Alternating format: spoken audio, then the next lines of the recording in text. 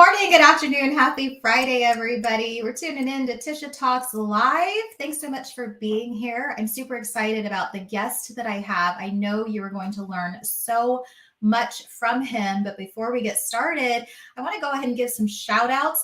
First off to Rachel Osterman. She is my good friend. She's launching a business called Royal Encouragement, and she gifted me this beautiful mug, Faith Over Fear. She does a lot of inspirational things like this.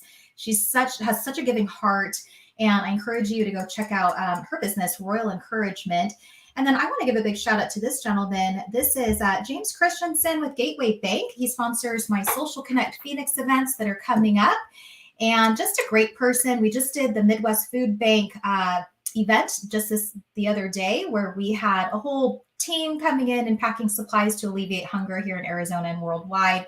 So great organization. If you're looking for a new bank, I highly recommend checking out Gateway Bank if you're in the Phoenix area. And this is coming up, as I mentioned, Social Connect Phoenix is on April 12th. It is in downtown Chandler. We're celebrating our 3-year anniversary. Cannot believe that.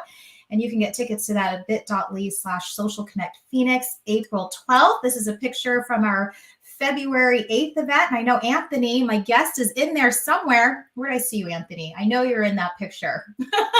You're in the picture. All right.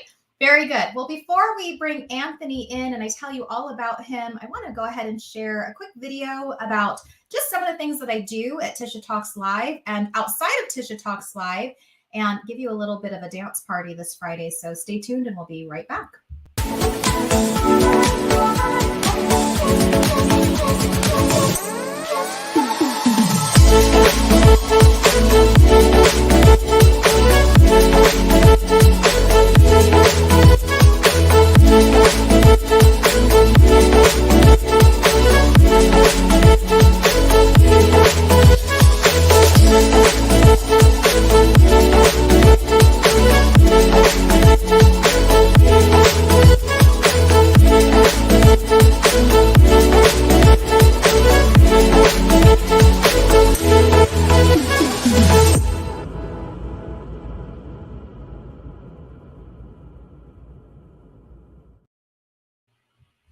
All right, well, welcome back. Let me go ahead and put the screen off. Well, thank you so much. Hey, I see we have some people joining us off of Facebook, some on LinkedIn. Thank you guys so much for tuning in. As I mentioned, Tisha Talks Live is a show I do every single Friday, except when I'm traveling. And it's a chance for me to bring in entrepreneurs and special guests from all around the world and interview them through live streams. I love technology for that very reason, and be able to learn from them and learn from you as well as we bring you into the conversation. And today, Anthony and I have such a special treat. We're going to be talking about how to break free out of your mental prison. And Anthony is the co-founder of Edify Content. I met him on his birthday, actually a little bit before his birthday years ago. He came to one of my social connects on January 28th, which is his birth date, and got to wish him happy birthday in front of a whole big crowd and with cupcakes and everything.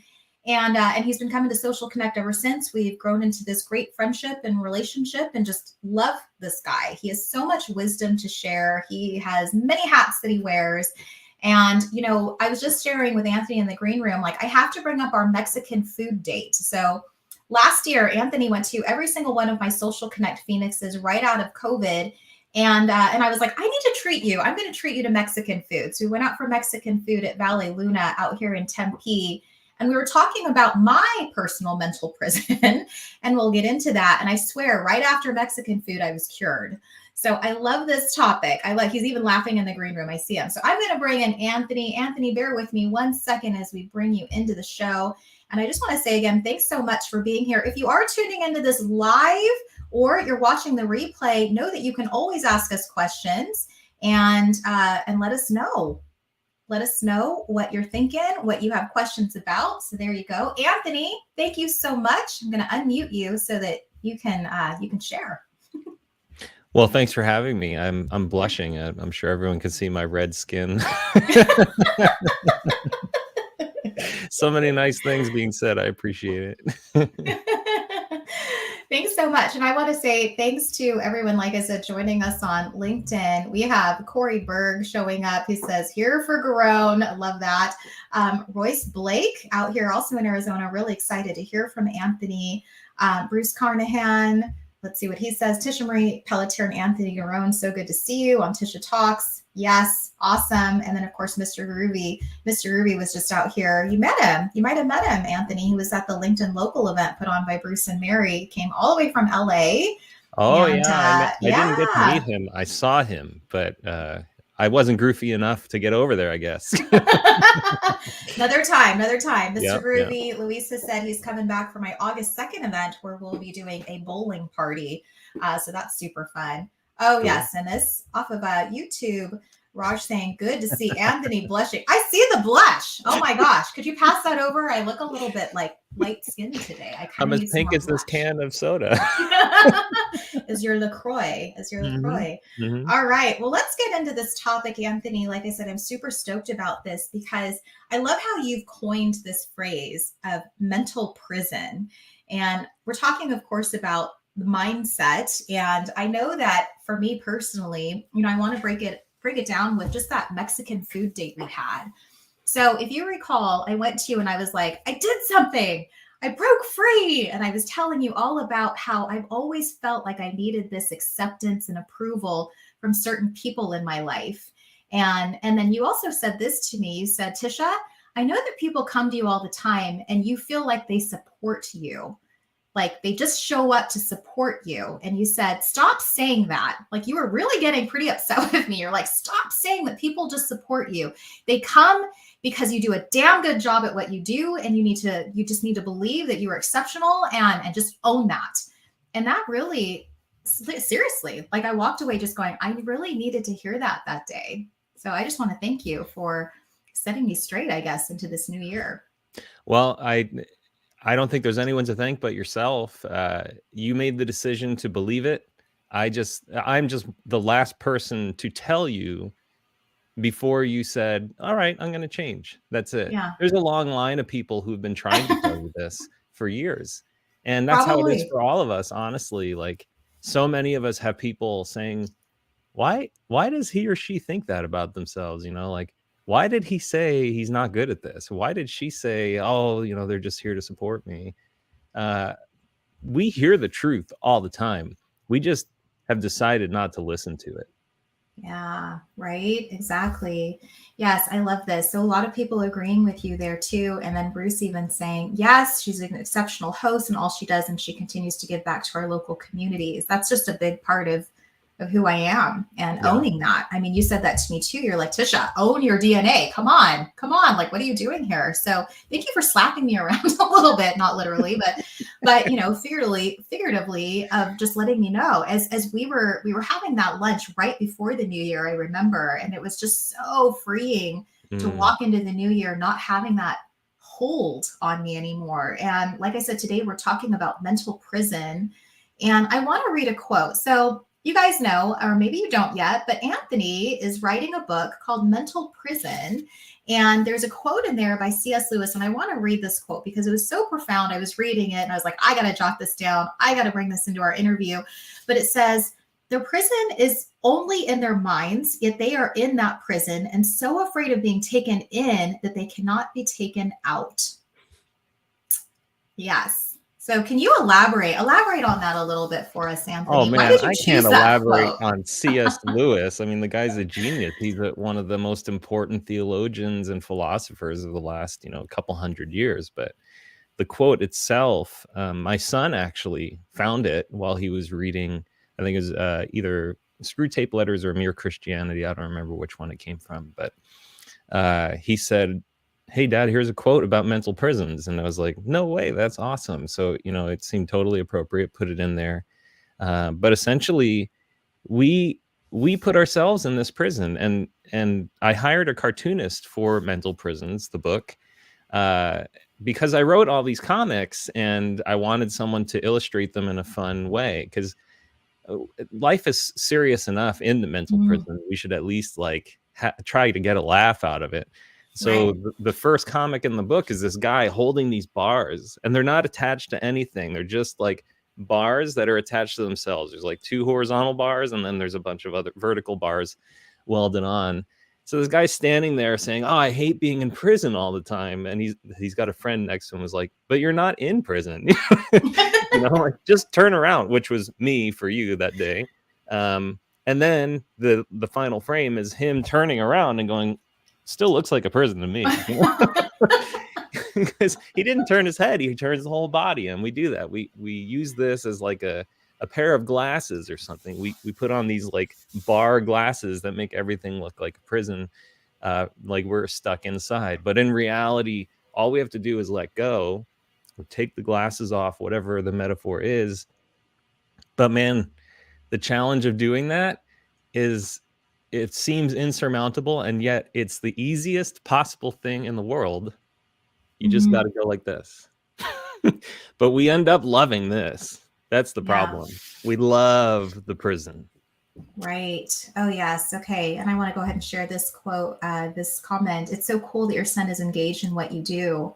And I noticed that with you and I, Anthony, we do bring our kids a lot into the fold. So, little known fact, Anthony, when I was still running the Success Over Struggle podcast, Anthony was one of my guests, and we did a kid edition. So, we had the kids with us. So, Anthony has a son, Elliot. I have my daughter, Ellie, and we were all in the podcast room talking to the kids. If you remember that was just kind of comical too. Well, and Raj, he does stuff with his son too. They both are playing guitar and stuff. So his son is also fairly engaged in his life, and likely because Raj is a good father. But I think it's important that especially something like mental prisons, or teaching your kids to live a fulfilling and independent life, like, if you are not bound to society and you're saying, I'm going to live my own life, then there's a pretty good chance that your kids are going to maybe follow suit, or maybe want to follow suit. And I for sure know how oppressive it can be in the other situations. So I really don't want my kids to end up the way I was. Right. Well, and I was sharing with you earlier about my break free, and I know Bruce knows this as well because I've shared it with him too, but I always wanted the acceptance and the approval and the acknowledgement from my own father, who doesn't acknowledge anything I do. Like, I'd invite him to things and he'd never show up, and he'd make excuses. And if you remember, I was telling you that I finally said, "Why don't you give a damn? Why don't you show up? Why don't you care? Why are you not proud of me?" And he just said, "I don't really know what you want from me." I'm like, "I am telling you what I want from you." And I think finally sharing that, Anthony, really gave me the freedom to say, I don't really need that from you. Like, I don't know why I was holding on to this. So that was my mental prison, as I shared with you, that I was holding on to that for 43 years. And finally, I'm like, nope, you know what? I'm going to do it for me. If you want to go along for the ride, great. But I'm not going to let that hold me down and hold me back. It's wonderful that you did let go. Some people never do. Yeah. But it's also terrible that you spent 43 years holding on. I know. 43 years in prison. We all do this. And that's why the book starts out with a simple, plain page that says, I spent my whole life believing myself and not believing in myself, because we have this sort of tape loop. And Corey Berg, who was on the stream, I don't know if he still is, but he came up with the tape loop idea. And there's something in your head that just keeps repeating. And this cycle, it feels like it'll never end. The stop button is right there. You can always press the stop button. But man, what do you do with that silence? What do you do when the tape loop stops? And I think, there is a comic in the book where the guy's holding the prison bars, and then he lets go, and you hear, and it says clang. And then he's just standing there. I think he picks his nose or something like that. Because what do? Like, you identify with this tape loop, with this mindset. And so it's really, you really have to choose a different life. And you can already profess to be a Christian, or, to be in some sort of belief system that's like, oh, I give it all to God and this and that. No, you don't. That's not true. It's not even close to true. It's just a mask, or it's its own prison for you. And I'm not saying religion is a prison. But I am saying that, like, we can turn anything into a prison and then say we love it. But in the background is that thought cycle in our head saying, you're worthless, you're not good enough, you'll never get that client. Oh man, I bet someone's going to catch that mistake you made in that keynote presentation, like whatever it is. You just have to either decide to hit the stop button or to let that tape loop continue playing. But once you stop, hitting play again is like, do I really want to do that? And a few months after I hit stop, I fell into some old habits, just like with thinking. Like I made a couple jokes about myself, and I was like, what the heck? Why did you do that? I was like angry at myself. For the first time in my life, I was angry about myself making fun of myself instead of laughing about it. And I was like, all right, I really am in a new place where I know that talking down about myself or on myself, it's not funny. It's not okay. And when you say things, that's why I think I said you're coping with support. You're coping with your success, because when you know that you are successful for good reasons, why would you substitute them for these fake reasons? Like people are just here to support me. No, that's not true. And that's why I got angry with you as well at that lunch. Like, it's not okay. You're lying to me and you're lying to yourself. We need to stop lying. Over chimichangas, and what did you have? The taco bowl or something? Yeah, I think I went with a salad, trying to eat healthy. Yes. I know. I remember that day because I had just come from a mastermind and I just had like coconut whipped cream French toast. That's right. Yeah, with the and then I ordered the chimichanga, but I took it home. I was like, I'm going to take a bite. I'm going to take it home. Anthony, thank you again for saying that, because I kind of feel like people in my life, you included, and I'm going to call out Mario Bain, who's a dear friend of mine. I met him on LinkedIn. He's my mentor. But I always feel like when I have lunch with people, it's not just lunch. It's like, I'm going to shake you up a little bit. I'm going to make you see that you're worth more than this. Like, I feel like that's happened so much in my life over the course of the years. And it's really this whole thing that you shared in your book about stop believing myself and start believing in myself. And I see it in other people. But of course, it's so easy to see that, like you said, like, you're like, dang it, Tisha, like, you're pissing me off right now. Like, stop saying this. Like, and Mario's this big black guy. He's like my big teddy bear. And oh my gosh, we were at Oregano's and he was so upset with me that he was like throwing his fist down on the table. And he's like, dang it. When are you going to believe in yourself? Like, when are you going to understand that you're the brand, that people come to you because you're the brand? And so mad at me, Anthony. I was just like, okay, I'm going to eat my pasta and my pizookie. Well, on a more lighthearted way, my favorite example of this is from The Office. I don't know if you remember, there's that guy, Robert California, who comes in after Michael Scott. Yeah. He's played by James Spader, who's already a strange guy. He always plays strange characters. He does. And while he's getting interviewed for the job, someone says, you've been the CEO of like a global corporation, manufacturing, all this really hard-hitting stuff. Don't you think you're a little overqualified for this job? And he looks at them and he goes, do I look like the kind of person who would waste his own time? And it's like a weird, awkward, of course, awkward humor on that show, but it's one of those moments that for me was incredibly poignant. Like, I am not here to waste my own time. And if someone goes to lunch with me, I'm not going to just talk about the weather or like, hey, what's going on? I actually went to dinner with a friend and it was a group thing. And someone said to her, hey, how's it going? And she goes, oh, I'm not going to answer that question.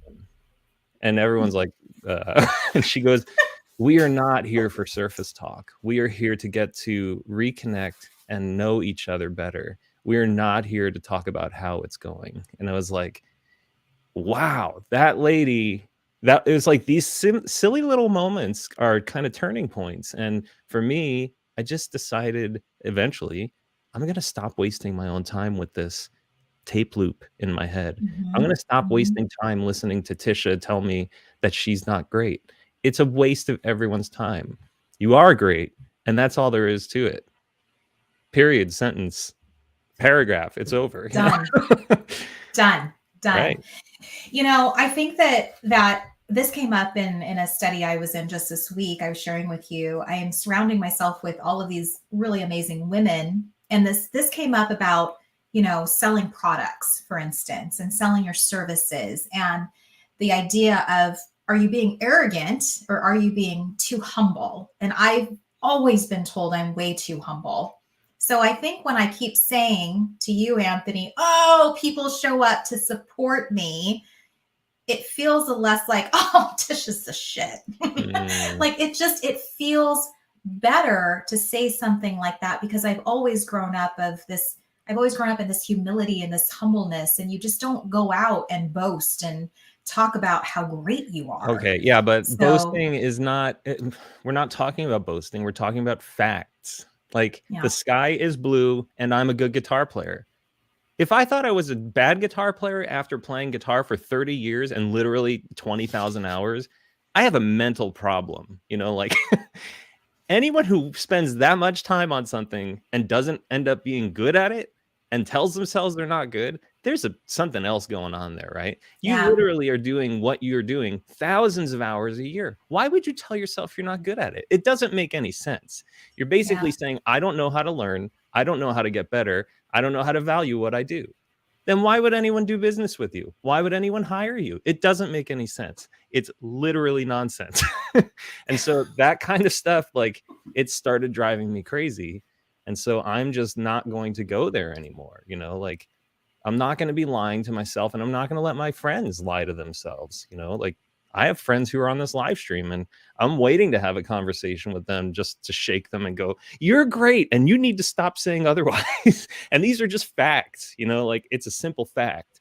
You can mm-hmm. say, like, it's a fact that my videos have been viewed 3.5 million times on YouTube. I know that's a fact. I can pull it up on YouTube. Yeah, Am I out there going, check me out? I've, got 3.5 million views on YouTube. No, like, that's boasting. Like, saying it gratuitously for no reason, that's boasting. But to mm-hmm. say, like, yeah, I've done this, I've been there, I had this project, I was really successful at that. What is boasting about that? Like, True. it's not boasting to say I'm good at running a business. Yeah, I am I good like at it. it. That's why this business is flourishing. So it's silly to say I'm not good at it. That's lying and wasting everyone's time. But to boast would be like Donald Trump is boasting. Oh, Yeah. I'm the greatest guy to run this business. No one's ever run a business as good as I have. That's obviously caricature level, but Yes. people have this discomfort talking about the facts about themselves. But there are just simple facts. You just need to write down the sky is blue and I am I good at am this. freaking amazing. And so are you, Anthony.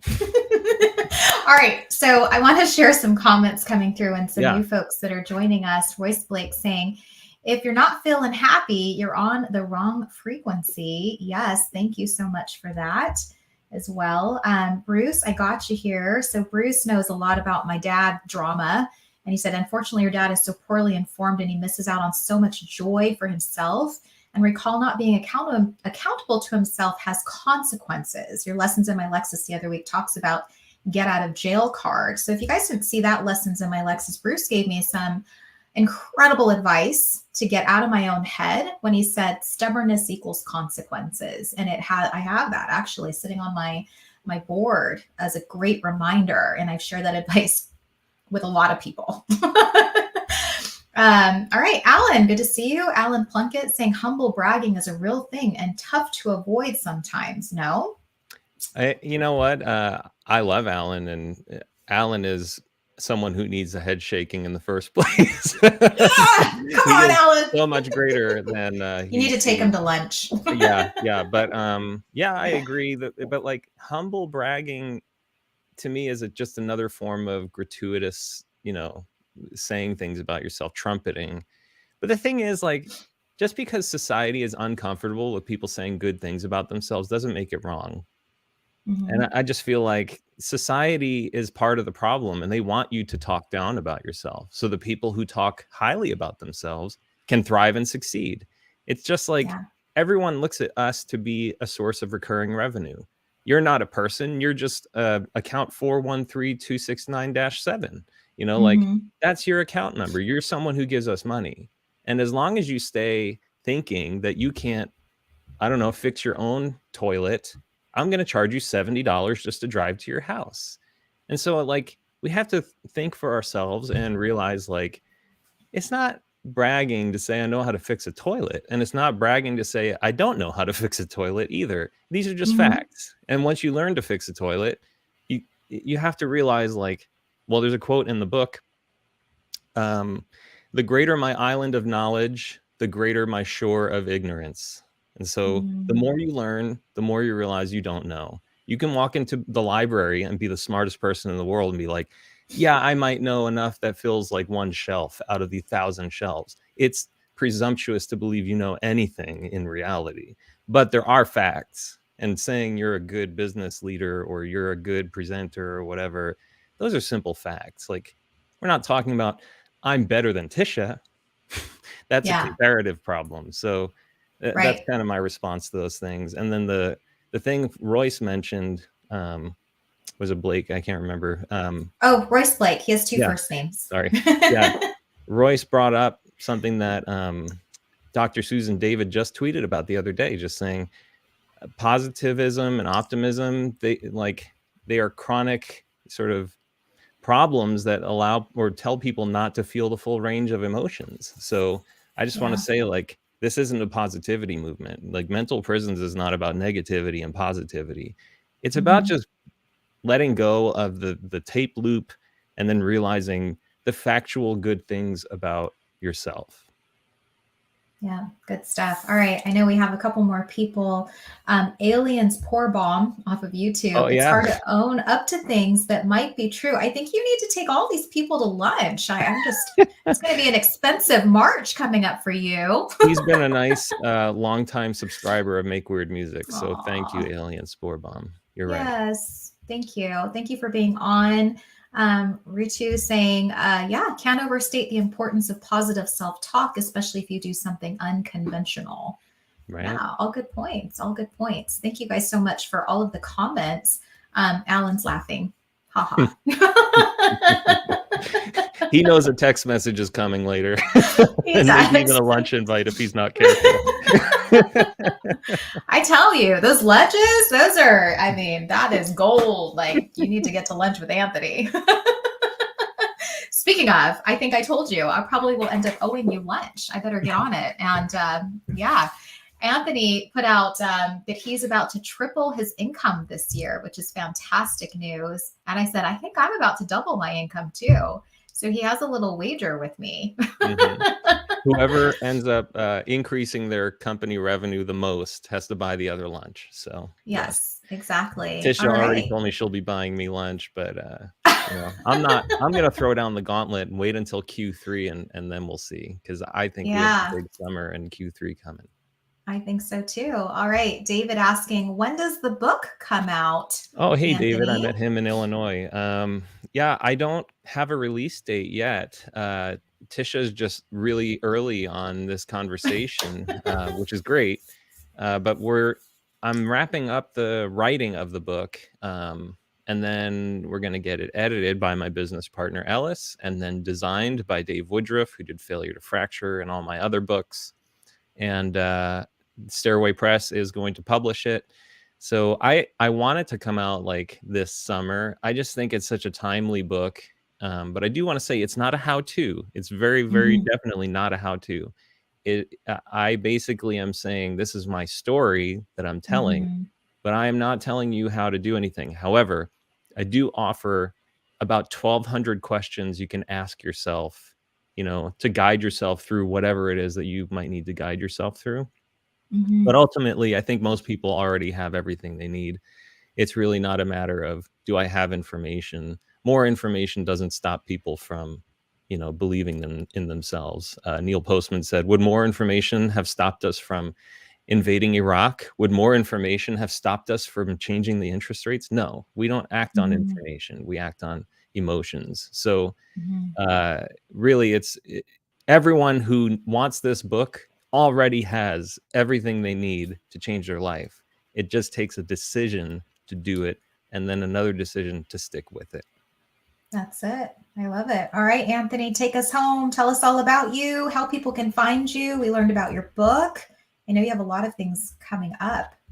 Yeah, I'm So just a Google search away. I mean, just look for my name anywhere, and I'm usually the first one. There's another guy who's a car salesman in New Jersey, but he's like maybe in his 60s or 70s. So, and my dad is Tony Garone. But anyway, you can just look up my name on any of the services. I'm really easy to find and reach. AnthonyGarone.com has my website, and I run a YouTube channel called Make Weird Music. That's everywhere as well, and we do a lot of mhm. strange music stuff. And then finally, my company, Edify Content, we do content marketing. We're basically B2B tech, SaaS, sales, whatever, content marketing stuff to help companies articulate what they need to articulate and do well online with messaging. I love it. All right. Well, thank you so much, Anthony, for being on with me Thank you, today Tisha. Thank and you. all of the people who joined us Yeah, thank you, live. Yeah, everyone. look at this. Ashley Bright, good friend of ours. Hey, you Oh, too. Great to see Ashley. your Hey, man. smiling faces. Good to see you, Ashley, out of Tucson. But thanks again, everybody. And as I mentioned, you can always reach out to Anthony. He is on LinkedIn, he's on YouTube, he's on all the platforms. Check in with Anthony. I'm sure Anthony will be dropping some information about when your book launches. I get the sneak peek as you're working on it, and that cartoon is pretty hilarious. You guys will have to check it out when it comes out. But yeah, definitely read that book. And I love that you've emphasized that this isn't a how-to book, that you have all of the tools you need. I'm sharing my story, and I feel like when we share our stories, lessons are in there for people to grasp and learn and to implement themselves, right? So thank you for what you do and just for being a good friend. I really just appreciate you so much. Thank you. Um, yeah, so as you guys know, Tisha Talks Live is every Friday, except the next 2 Fridays. It is spring break here in Arizona, and I am off to Soccerville for a couple of tournaments with my kiddos. So we will be back on March 24th. I have Robbie Samuels out of Pennsylvania joining me. So we'll be dropping some information on that. And I just want to say thanks again. Have a great Friday. Have a great weekend, and I'll see you back in a couple weeks. All right. See you, everybody. Bye. Bye.